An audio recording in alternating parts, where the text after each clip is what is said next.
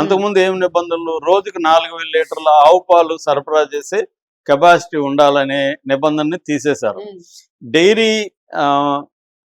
3 సంవత్సరాలు మినిమం దాని కెపాసిటీ 3 సంవత్సరాలు స్టార్ట్ అయ్యి ఎక్స్పీరియన్స్ ఉండాలని తీసేసి 1 yearకి పెట్టారు. ఆవు పాల వెన్న ఉత్పత్తి 12 టన్నులు ఉండాలి అనే నిబంధనని 8 టన్నులకు తగ్గించేశారు.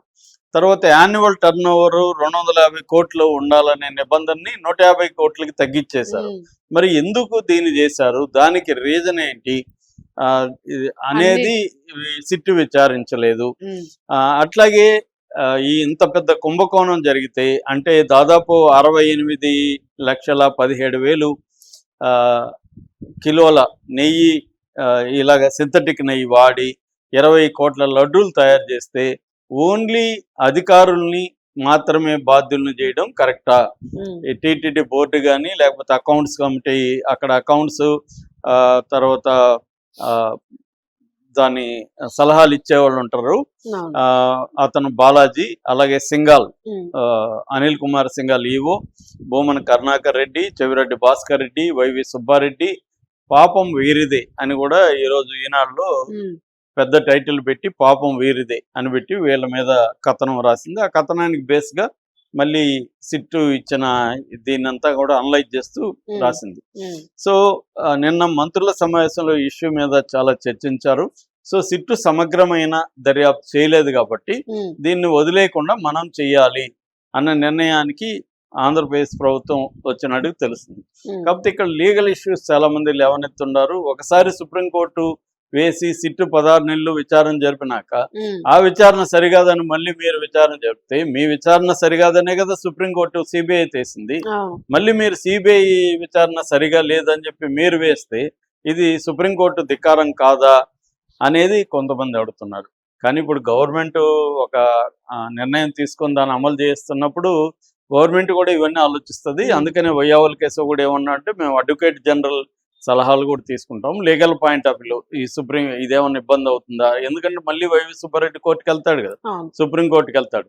సార్ మీరు వేసిన విచారణ సిట్టు తేలిస్తే వీళ్ళు లేదు ఇది జంతుకోవు కలిసింది మేమే చేసామని మళ్ళీ వీళ్ళు ఒక దొంగ విచారణ కమిషన్ వేసి నిరూపించి మా మీద ప్రతీకారం తీర్చుకోవడానికి ట్రై చేస్తున్నారు. అట్లాంటప్పుడు మీరేసిన దానికి విలువే ఉంది అనేది సుప్రీంకోర్టులో ఇతను మళ్ళీ పిటిషన్ వేస్తాడు.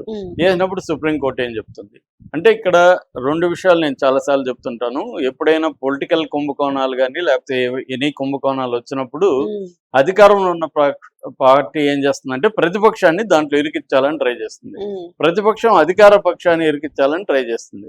అంటే ఇక్కడ లీగల్ గా అనేది పక్కన పెట్టేసి పొలిటికల్ గా ఇష్యూని తమకు అనుకూలంగా ఎలా ఉపయోగించుకోవాలనేది ఇరుపక్షాలు ట్రై చేస్తాయి.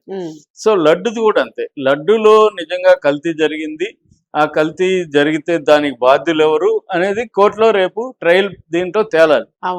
వీళ్ళ దగ్గర ఇప్పుడు తెలుగుదేశం దగ్గర లేకపోతే జనసేన దగ్గర డేటా ఉంటే సిట్టుకి ఇవ్వచ్చు, లేదు సిట్టు కూడా వినలేదు అనుకో వీళ్ళు సపరేట్గా కోర్టులో వేయచ్చు. కానీ ఇప్పుడు సిట్ ఆల్రెడీ చేసినాక వీళ్ళు చేయడం అంటే అది నిలబడుతుందో లేదో లీగల్గా తెలియదు.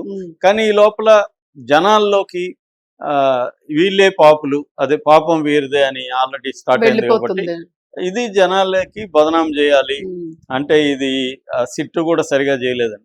ఇక్కడ మళ్ళీ ప్రాబ్లం ఏంటంటే బీజేపీ వాళ్ళు ఎవరు సిట్టు సరిగా చేయలేదు మాట్లాడట్లేదు, జనసేన తెలుగుదేశం వాళ్ళే మాట్లాడుతున్నారు. ఎందుకంటే బీజేపీ కేంద్ర ప్రభుత్వ ఆధ్వర్యంలో కూడా సిబిఐ పనిచేస్తుంది, అది సిబిఐ సరిగా చేయలేదంటే అర్థమేమి కేంద్ర ప్రభుత్వందే తప్పు అవుతుంది. సో అందుకని ఇది రకరకాలుగా ఉంది. అంటే ఒక వెర్షన్ ఏమంటే వీళ్ళిద్దరూ ఆల్రెడీ చెప్పేశారు కాబట్టి జంతుకు ఉందని, ఏదో ఒక రకంగా జంతుకు ఉందని ప్రూవ్ చేయాలి, మాదే కరెక్ట్ అని చెప్పాలి అన్న ధోరణిలో వెళ్తున్నారు. అంటే తెగేదాకా లాగడం అంటారు కదా, అలా లాగుతున్నారు. దీన్ని వదిలేస్తే ఇక్కడ వరకు పోతుంది కానీ వీళ్ళు వదలదలుచుకోలేదు అనేది ఒక విశ్లేషణ. కాకపోతే ఇవన్నీ ఆలోచించకుండా చంద్రబాబు కానీ లేకపోతే పవన్ కళ్యాణ్ కానీ అన్ని వాళ్ళు కూడా ప్రో అండ్ కాన్స్ అన్ని ఆలోచించి దీంట్లో ముందుకు ఎలా వెళ్ళాలనేది వాళ్ళు ఒక ప్లాన్ వేసుకుని వెళ్తున్నారు. ఇప్పటి వరకు మంత్రులు కూడా పెద్దగా దీంట్లోకి ఇన్వాల్వ్ కాలేదు. ఇప్పుడు మంత్రులను కూడా ఇన్వాల్వ్ చేస్తూ ముఖ్యంగా పవన్ కళ్యాణ్ నిన్న చెప్పాడని చెప్తున్నారు. దీని మీద మనం కూడా పెద్ద ఎత్తున ప్రచారం చేయాలని సో ఇది జగన్ కి లేకపోతే ఆంధ్రప్రదేశ్ మాత్రం పరిమితమైన అంశం కాదు. ఇది ప్రపంచవ్యాప్తంగా దేశవ్యాప్తంగా చర్చ వస్తుంది. మరి మొత్తం నేషనల్ మీడియా దీన్నంతా ఎలా తీసుకెళ్తుంది, దీనివల్ల జగన్ కి అడ్వాంటేజా కూటమికి అడ్వాంటేజా అనేది కొద్ది రోజులు అయినా కానీ బయటికి రాదు.